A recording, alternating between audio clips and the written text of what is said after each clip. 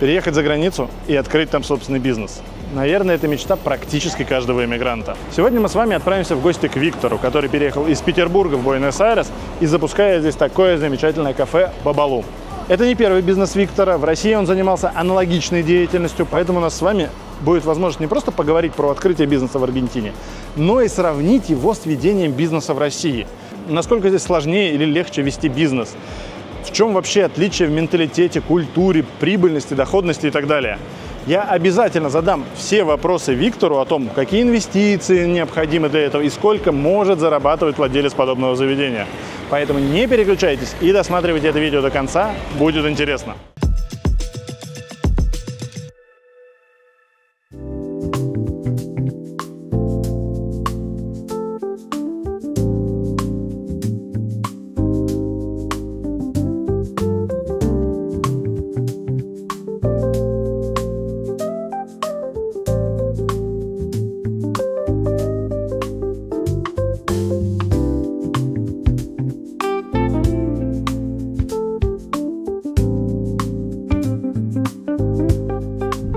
Я из Питера, я там родился, прожил, в принципе, практически всю свою сознательную жизнь, хотя все детство провел на Крайнем Севере.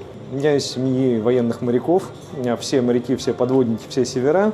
Мне прямо надо было идти на флот, но это были там 90-е, и уже там отец сказал, что нет, не надо тебе это сейчас, в этот период в жизни.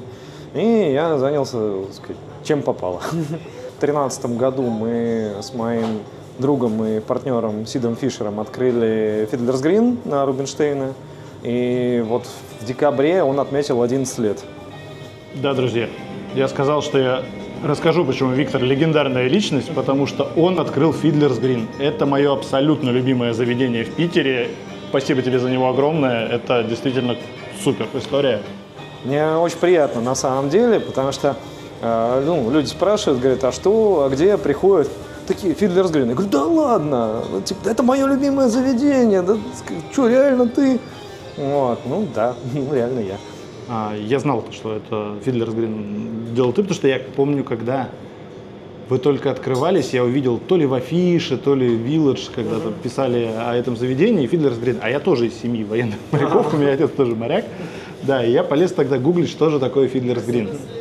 Было очень интересно об этом узнать, что это вот такое пристанище моряков, последнее место, куда они прибывают.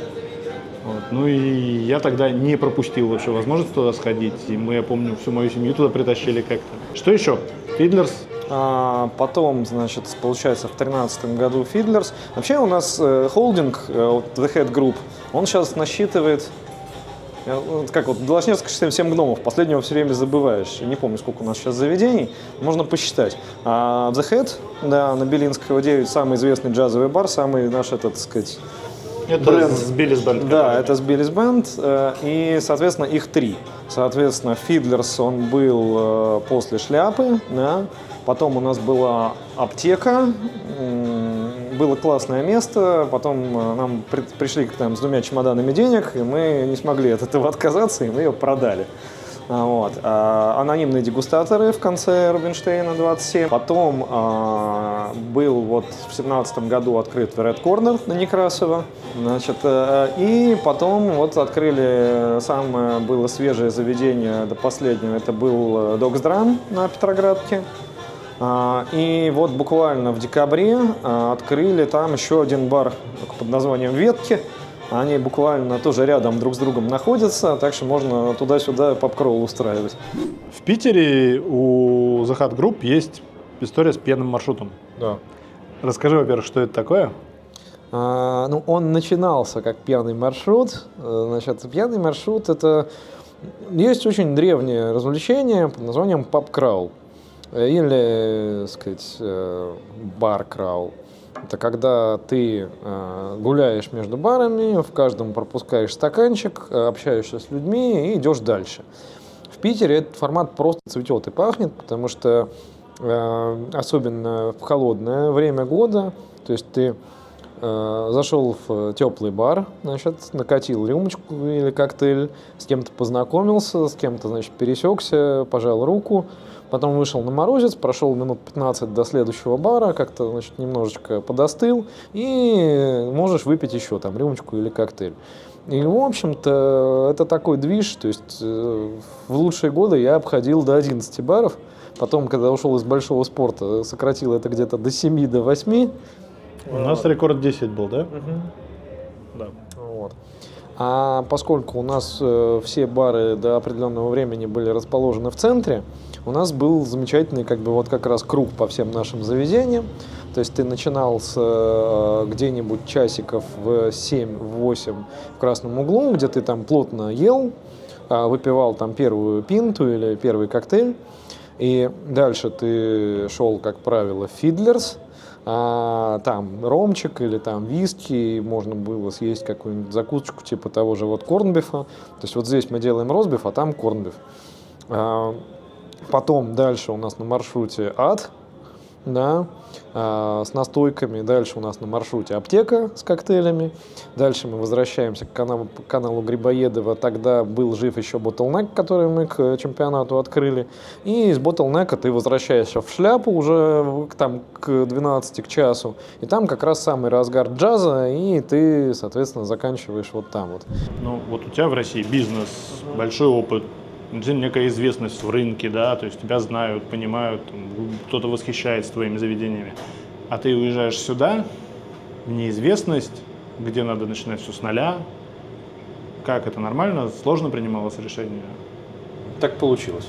Вся наша управленческая команда, вся наша команда совладельцев, мы на связи друг с другом, и я в любой момент могу там залезть в Вайку и посмотреть смены, и посмотреть, кто работал, и какая была выручка, и там побеседовать с бухгалтером, и, в общем-то, ну, я не настолько, конечно, интенсивно им занимаюсь, как раньше, но это так всегда, то есть ты не можешь привязать себя к одному заведению, потому что, ну, иначе ты привяжешься на всю жизнь и никогда не пойдешь дальше. А я все-таки, демиург, творец, я создаю места и вывожу их на какое-то, сказать, устойчивое состояние и отпускаю в свободное плавание. И иду дальше. Окей. Дальше началась Аргентина. Да, дальше началась Аргентина. Почему Аргентина? Так получилось. Я хочу больше. В 2022 году я уже был в довольно глубоком личностном кризисе. Были изменения в личной жизни, которые я очень сильно переживал. И, в общем-то, даже я не особенно заметил там и войну, и всю вот эту вот мобилизацию, вот, там, самокопаясь и решая внутренние вопросы. И в какой-то момент, соответственно, я поехал, у меня были билеты в Турцию, у меня была яхта в чартере, и я туда поехал как раз, значит, когда объявили мобилизацию. Я там покурил, посидел, посмотрел по сторонам, понял, что моя жизнь рушится окончательно, и решил все это к чертовой матери перечеркнуть. То есть я позвонил нашему командору, с которым мы дружны уже черт знает сколько лет, наверное, больше 10. Вот. Я позвонил, говорю: Дэн, руки есть, голова есть, документы есть, возьми куда-нибудь. Говорит: ну, прилетай. Вот. И я прилетел в Африку, на Кабо-Верде. Там, значит, прилетаю, там парусник разобранный, все в солидоле, местные, значит, туземцы красят и пескостроят, и мы, значит, за неделю нам надо этот парусник собрать заново. Собрали. Вот. И дальше, соответственно, Атлантика, 23 дня. И старпом говорит: ну, приготовь завтрак, ну, приготовь обед, ну, там, сходи, что-нибудь купи на ужин. На следующий день с утра просыпаюсь, глаза открываю, надо мной стоит старпом, говорит: поздравляю, ты теперь кок, принимай камбус. И вот без... Ну, я готовить люблю, но не умею. Без какого-либо опыта мне нужно было срочно инвентаризовать камбус, понять, что мне надо закупить, понять, что я буду готовить.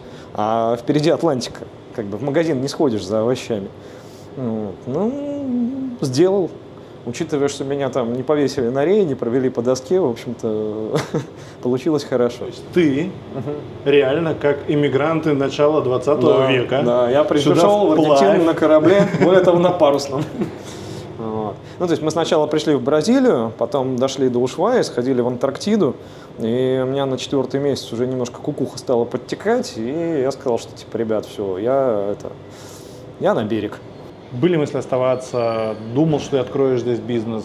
Если да, то планировал ли опять-таки двигаться в том направлении, которое тебе известно, общепит или нет?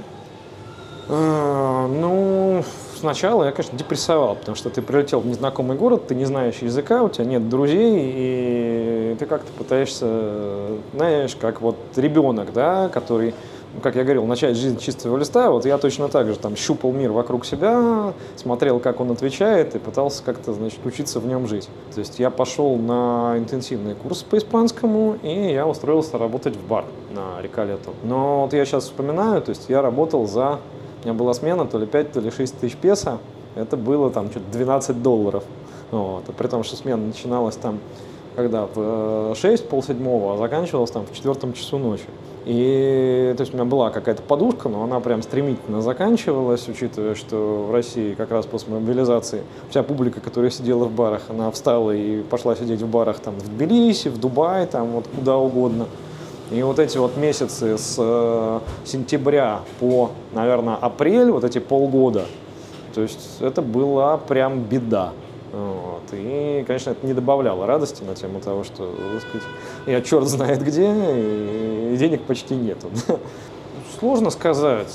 Видишь, несмотря на то, что мне проще рассказать, чем я не занимался в жизни, по большому счету, кроме строительства хороших кабаков, я ничего не умею. Ну, то есть ничего не умею так хорошо, как умею вот это вот. И да, я считаю, что в каком-то смысле это призвание делать классные места, делать места, куда люди приходят, где им хорошо, классно, куда они хотят возвращаться, со своей атмосферой, со своей как бы, ну, индивидуальностью. То есть это же простая ситуация, то есть как Витя строит дачу, да? Ты приезжаешь в какое-то место, ищешь, не знаю, паб, бар, кабак, в который ты бы хотел ходить, не находишь его и его строишь. Секреты страшные нашей кухни. Ох, давно я не был на кухнях, Да. в заведениях. Она не... Да. Привет. Она небольшая, но мы постарались, сказать, из того, что мы смогли здесь найти, собрать некую как бы передовую штуку. Потому что есть огромная беда с оборудованием, оно стоит конских денег, и качество оставляет желать лучшего. У меня много вопросов по покупке оборудования, Да. доставке его сюда. Вот это. Да, вот. Но слава богу, значит, у нас уже была вытяжка, что нам сильно облегчило жизнь. И по большому счету все оборудование, кроме того, что я привез из России, я здесь скупал с рук. Ты что-то вез сюда из России? Да. Это отдельная история, веселая, интересная. Значит, поэтому вот холодильники, фритюр, вот эти все плиты. Конвектор мы купили с паром, он новый, просто потому что они здесь вообще не парятся, а им там сделал и так сойдет.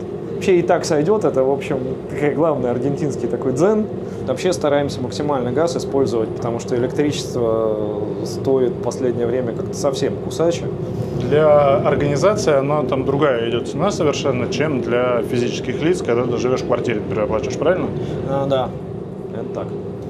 С газом были проблемы, потому что газ был не подключен, и здесь сделать что-то с муниципалами, это прям беда-беда. То есть это даже ты человеку будешь там напоминать, звонить, он говорит, да, там я сейчас приду, сейчас вот все будет, сейчас мы тебе все сделаем. И так, неделя за неделей как бы проходит, ничего не меняется, ты уже там опускаешь руки, находишь кого-то другого. В общем, там, если ты параллельно запускаешь 3 процесса, есть шанс, что какой-нибудь из них когда-нибудь случайно завершится тебе так, как тебе надо. Абсолютно нелинейная штука, вот есть то, что ты хочешь, вот есть то, что тебе надо, а вот здесь вот такая вот хреновина, то есть линейного процесса просто нет. Могу, не знаю, вот рассадить народ и открыть окна. Потому что это тоже такое ноу-хау, это типа Патрики в Буэнос-Айресе. Прикольно. Окна тоже делал сам все, варил, точнее, мой товарищ, я проектировал, мы это собирали вместе все. И как раз смысл в том, чтобы... Здорово. Проходи. Скажи, пожалуйста, Женя. Он сказал, спроси. Ну хорошо. Все, сделай сотку салата, отдельно соус в соуснике, и все остальное будешь. Про команду. Раз часть команды, часть корабля. Да, часть команды. Кто у часть тебя корабля. здесь знакомится с командой? Ну, смотри, вот есть Олег. Я вообще очень рад, что я его повстречал. Я не знаю, рад ли он, что он с меня повстречал. Вот. Но это наш шеф-повар, который сейчас занимается тем, что ставит кухню и обучает, соответственно, поваров и следит за тем, чтобы они выдавали как бы качественный продукт. А я ему даю какие-то пожелания, что типа вот я хочу, чтобы в меню было это, я хочу, чтобы в меню было это. И пожелание, что я хочу не думать об этом, да? В целом, оказался я здесь не случайно. Я искал страну, где можно зимовать. То есть я, опять же, ниоткуда никуда не передвигался, не бежал, просто мне надо зиму было заменить на лето. Я к этому стремился 35 лет, и вот шел 36-й, как говорится, и, наконец, мои мечты сбылись. Вот. В России я занимался кухней. В общем, начал я готовить уже с 6 лет. Какие-то свои проекты, доставка вегетарианской еды, там познакомились с девочкой, которая фестивали организовывала, там работал. В общем, проектов было много, где приходилось что-то все время придумывать, и это мне понравилось.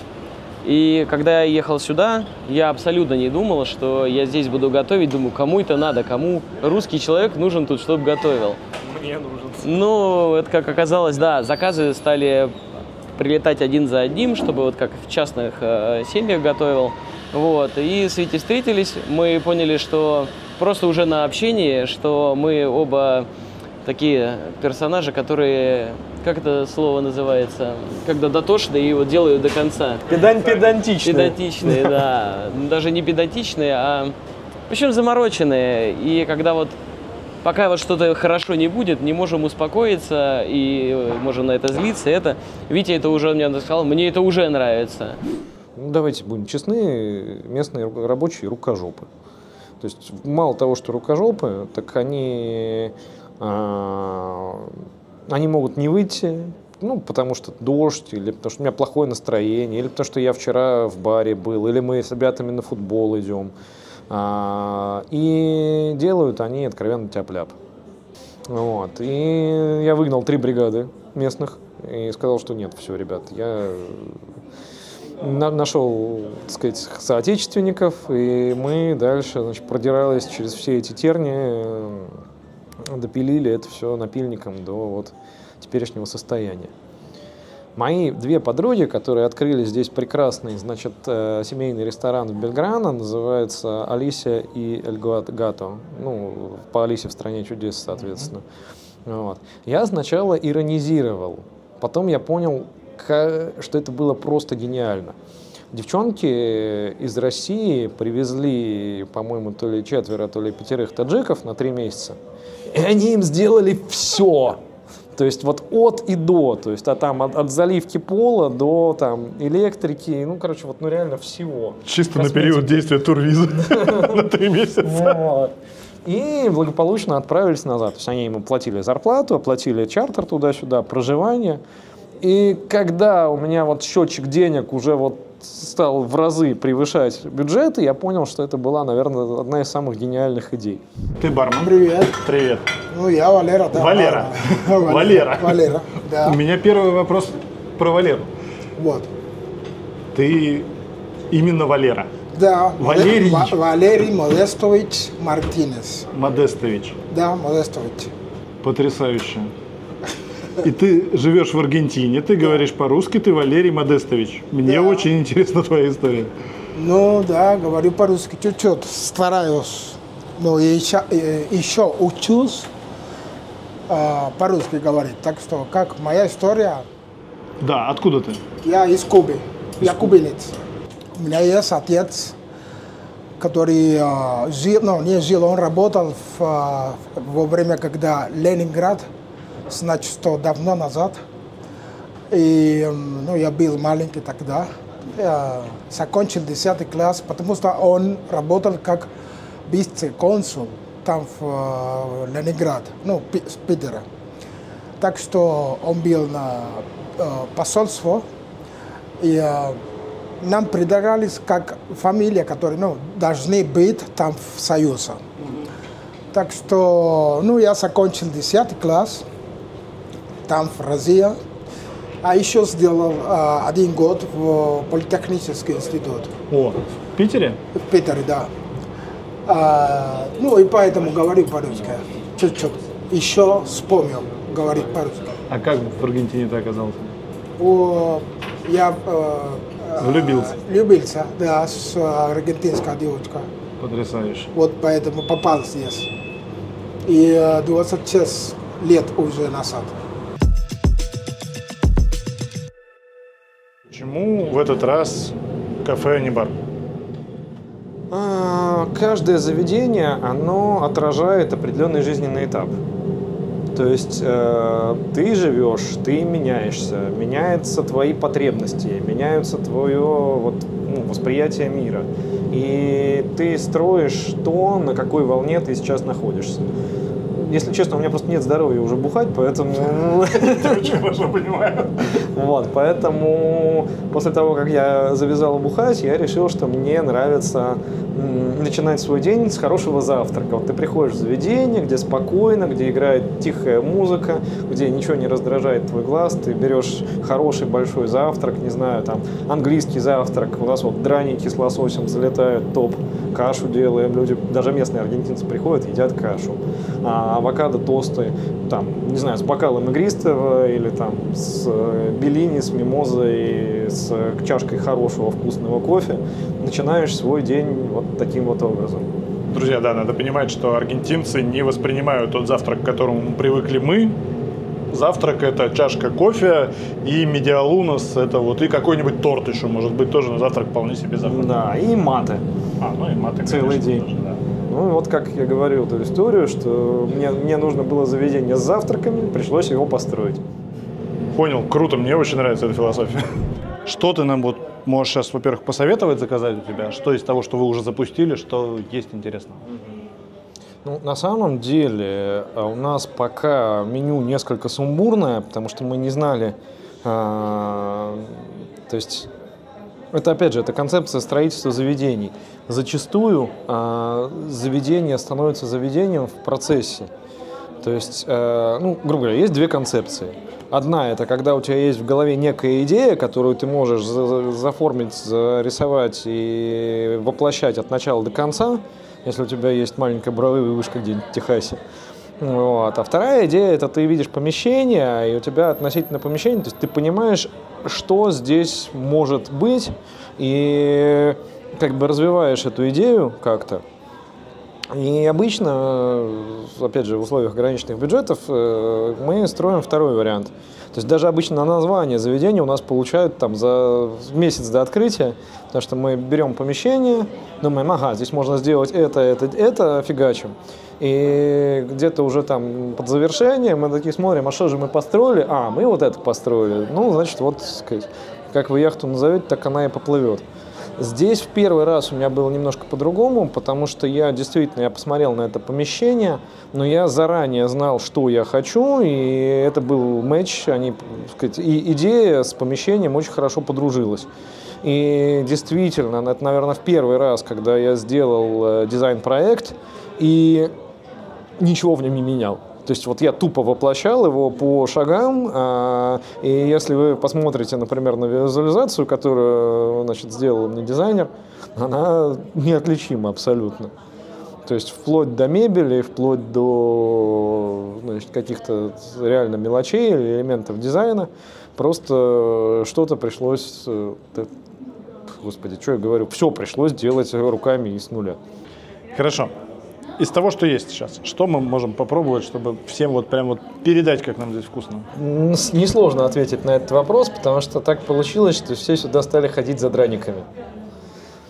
То есть у нас еще в Питере, собственно, в тех самых анонимных дегустаторах была история, что у нас драников нет в меню на постоянке, но по воскресеньям мы зовем всех друзей на бранч, и эти самые драники готовим.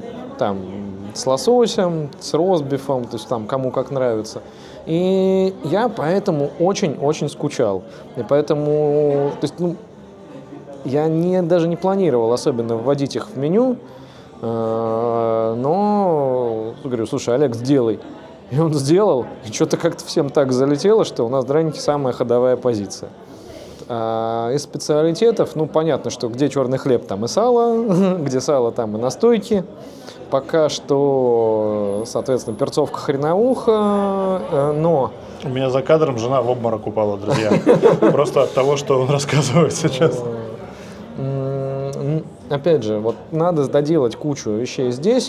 То есть, в принципе, это заведение, оно во многом у меня взяло все лучшее от «Красного угла» и от анонимных дегустаторов. Но есть проблема.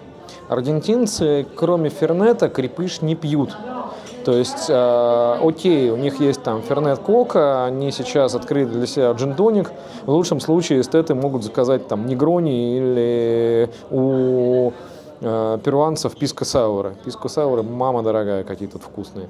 И показать им что-то еще.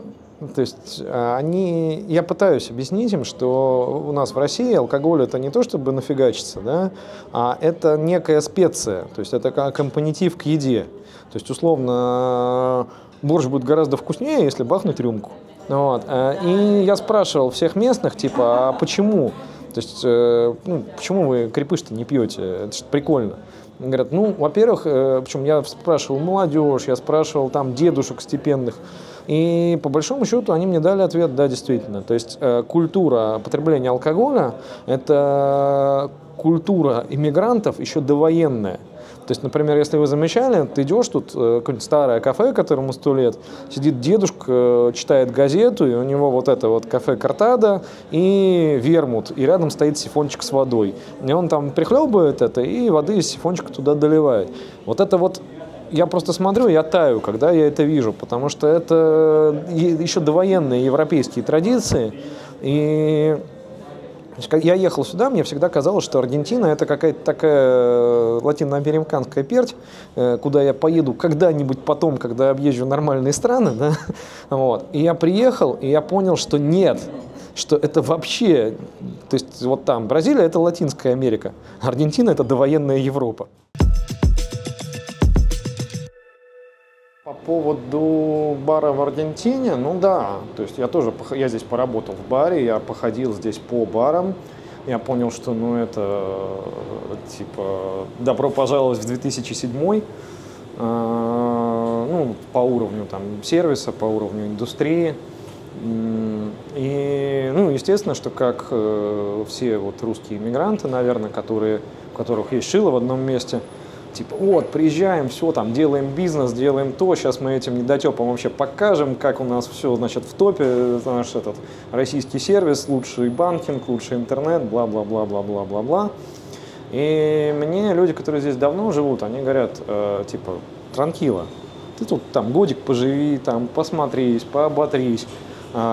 Уверен ли ты, что ты, как Прометей, принесешь вообще людям как бы огонь? Может, он им как бы нафиг не нужен?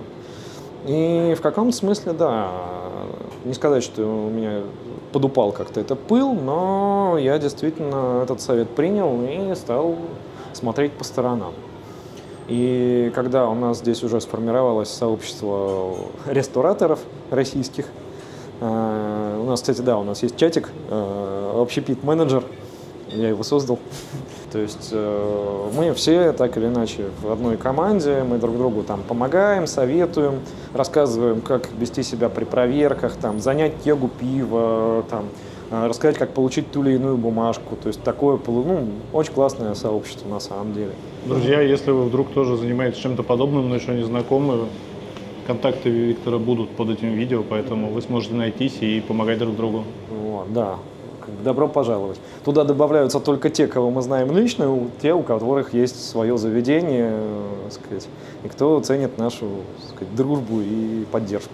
А вообще по поводу ведения бизнеса здесь, помимо того, чтобы построить и открыться как таковое? Что еще нужно?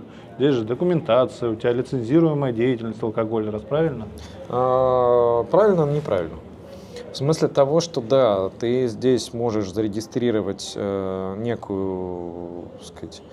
некий бизнес, да, и самое простое – это самозанятость, условная монотрибута, но по монотрибуту ограничения по капиталу и то есть, например, если у тебя помещение больше 200 квадратов, то ты уже не влезаешь в монотрибут, и тебе надо оформлять СА, ООшку, грубо говоря. Вот. Мы, потому что нам принципиально важна была возможность оперативного движения долей и ввода, например, или вывода акционеров, мы зарегистрировали акционерное общество. Вот. Там тоже есть свои фишки, свои ограничения, но, в общем, для нас это удобоваримый вид бизнеса здесь. Это с целью привлекать инвесторов? Так? Да, по большому счету так. Что с налогами на сотрудников? Потому что здесь я слышал конские абсолютно налоги, которые идут от 30 до 100 с лишним процентов на сотрудника. Обычно 50% от зарплаты сотрудников ты должен заплатить налогов. Это включает какие-то страховые также взносы, да? Еще что-нибудь? И еще ты должен заплатить профсоюзу. Вот. И еще ты, вот там огромный лист, что ты должен. И вот те все терминалы, опять же, по безналу, то, что у тебя идет, ты прям сразу в момент оплаты у тебя уже уходит 21% на налоги сразу же.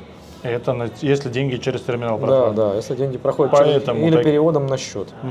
Хорошо. Эквайринг, понятно, конский, поэтому большинство заведений здесь говорят о том, что скидка за эффективу, за наличную оплату очень-очень весомая. Кто-то 15, кто-то 10%. Это ваше. Друзья нам принесли еды. Как Ребята, сейчас надо нести пиво срочно. Пиво, да? Да. Давай, схожу налью. Супер. Соответственно, вот это вителла тоната, это драники. Сейчас я это все попробую. И уверен, что не разочаруюсь. Яичко какое. Вот смотрите, что у нас есть. У нас есть эль с крокоде. И у нас есть настоящий стаут с пузыриками, как Гиннес. Потрясающе. Азотированный, что ли, даже? Да.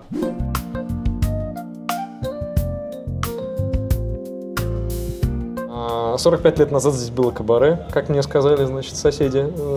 Так что наследственность хорошая, преемственность тоже неплохая. Вот. И потом вот здесь были тайцы, и местные сказали, что это было отвратительно. А потом, как сказал мне хозяин, здесь был какой-то, значит, там шеф-повар, который взял это помещение и начал строить здесь ресторан там какой-то своей авторской кухни и сделал там четверть работы. Но потом началась пандемия, ему пришлось забрать все, что к полу не прикручено, и дальше локаль был закрыт на 3-4 года. Давай поговорим немножко про техническую вообще составляющую, финансовую этой истории на такое заведение. Чтобы открыться в Аргентине, какой примерно объем инвестиций нужен? В какой момент? Сейчас? Общее, чтобы вот дать. Или год назад, или 2 года назад. Да, я понимаю, что в Аргентине очень изменились цены за этот период, примерно. Пока ты начал это все открывать, безусловно. И наверняка ты считал какой-то бизнес-план сначала, он был сильно отличающимся от того, что есть.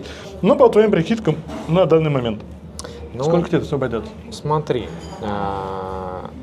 изначальный мой план был купить какой-нибудь завалящийся бар и сделать его нормальным. Надо было так и делать.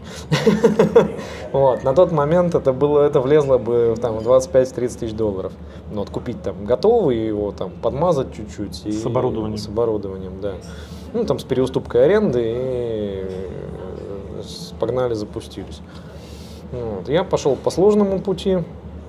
Значит, сначала был бюджет типа 30, потом он вырос до 50. Потом, значит, все в Аргентине стало стремительно меняться. И на данный момент мы вбухали примерно 90. Я думаю, что когда мы все допилим, это будет скорее 100. Как бы большое но, что мы все делаем сами. То есть, если вы хотите построить то же самое руками аргентинцев, и чтобы это было нормально, 500 000 закладывайте. Вообще, с тем, что происходит сейчас в стране. Цены Какой? растут в Аргентине. Цены растут, черт пойми куда, понятно. Но это все перестройка, то, что затеял Милей. Да. Как вообще климат бизнеса в Аргентине? Меняется ли он? Потому что до этого действительно это страна победивших профсоюзов. И казалось, что вообще не стоит здесь начинать хоть какой бы то ни было бизнес. Очередная страна, изнасилованная социализмом. Да, назовем это так, я согласен с этой формулировкой. То, что сейчас происходит, нравится или не нравится, как ты считаешь, это хорошо, плохо? Есть ли перспективы и будущее того, что делает Милей, получится или не получится? Слушай, я в него верю.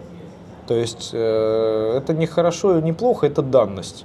То есть мы это все проходили в России, то есть всегда, когда экономика переезжает с плановой на рыночные рельсы, всегда, так сказать, это проходит больно.